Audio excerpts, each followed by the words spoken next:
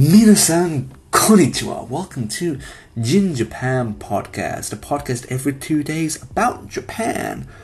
Travels, life, good food, place to go to, and well, trash collections, and data science, and more.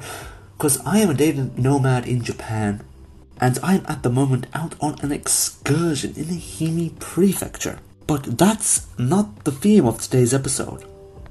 Today's episode theme is Sakura, because soon the Sakura season begins in Japan.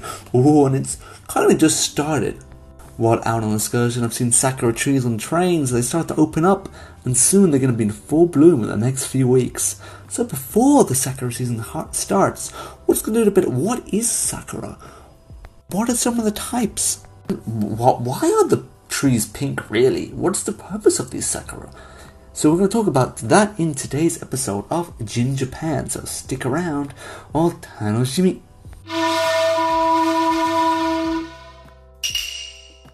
So when it comes to the end of March and early April in Japan, this is the Sakura season, where the trees turn pink, and Japanese people drink alcohol outside under the trees, but sadly they haven't been able to do that for the last 2 years because of Corona. Sad times. But we can still enjoy them by just looking at their beauty. And this marks really the change of season in Japan. The change of season from winter to spring, and the summer is going to approach, right? This is the form or sense of Japanese beauty. The changing seasons, shikiki. Shiki is very a sense of beauty in Japan. And the sort of quick changes, the quick beauty of Sakura is very appreciated in Japanese culture. And this leads us to the Sakura front. The Sakura Zensen, what sweeps across the nation, starts in the south in Kyushu and works its way up through Honshu and then all the way to Hokkaido. So if you were to follow this bloom from the south of Japan to the north, you could get a full month of, well, Sakura enjoyment. Well, it's something I'm not doing this year, but it's something I kind of want to do, like follow the Sakura season through Japan, like Hanabi everywhere. And this sort of Japanese culture of enjoying the Sakura season, the Hanami, kind of dates throughout Japanese history, more of like the royal family and the rich bureaucrats. With some of the old Japanese texts written about they enjoyed this Sakura season, but when Japan entered like a civil war period in the 16th century, or the 15th to 16th century, the Sakura trees, well, they weren't seen as a good sign. Because, well, they're quick, they're beautiful, but they die quick, right? It's only a week they last for. So if you're a soldier, you're a warrior, you're a samurai warrior, something that's quick and dies quick is something you don't really want to stay close with, because that could be a bad omen for, well, dying in battle. But after the warring states, Japan unified in peace.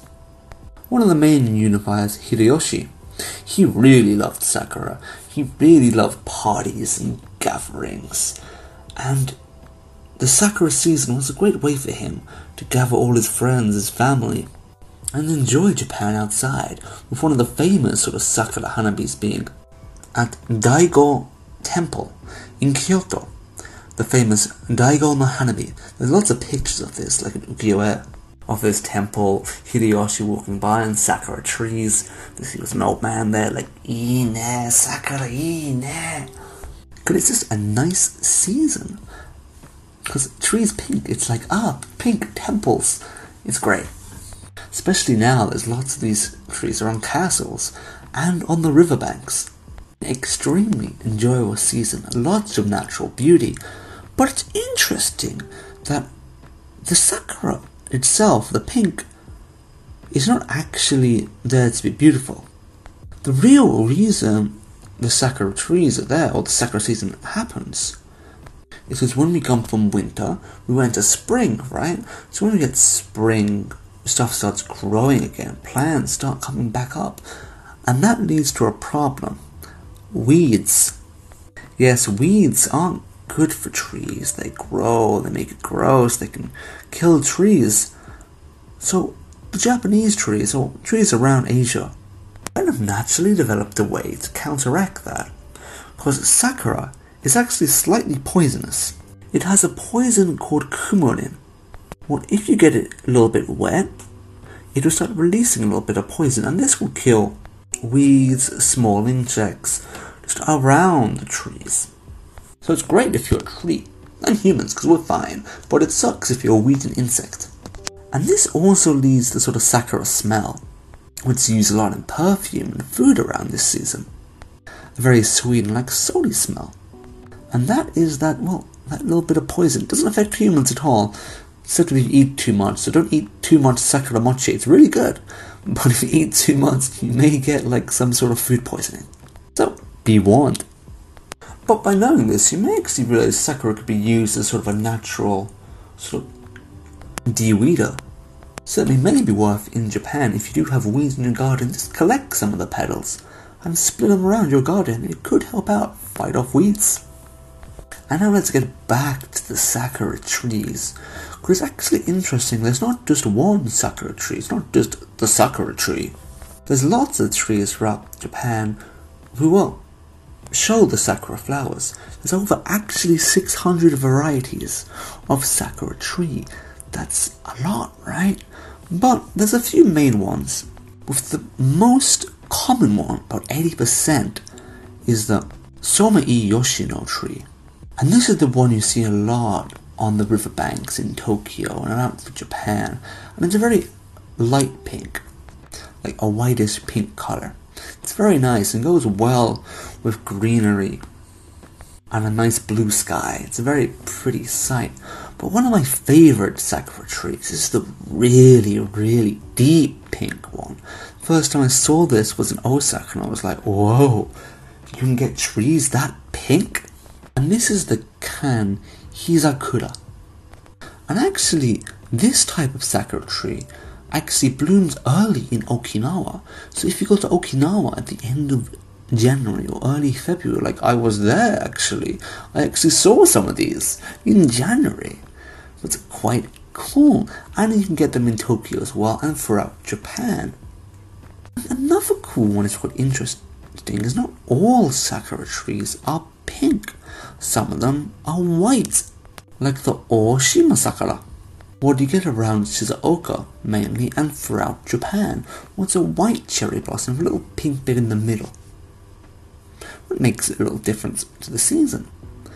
And though another one of my favourites is not the one you normally get around the rivers or in cities. These are the sort of mountain sakura trees. This is a really pretty sight when you see the green mountains when you're hiking and it's covered in pink sakura trees.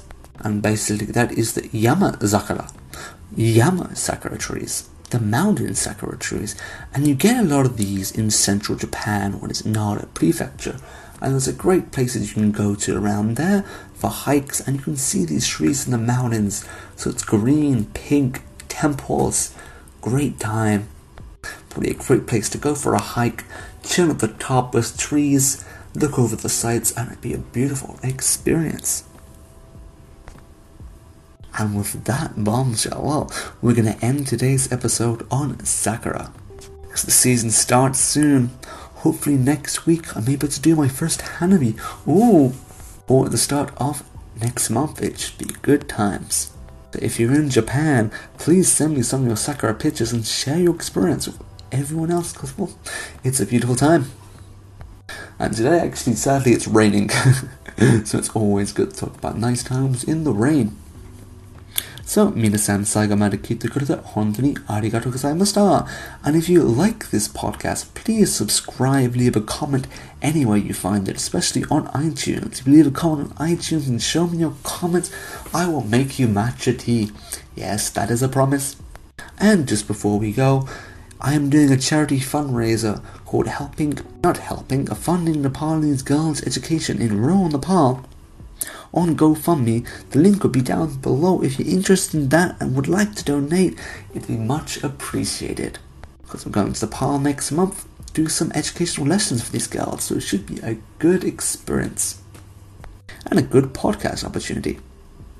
So, 皆さん最後まで聞いてくれて本当にありがとうございました。じゃあね。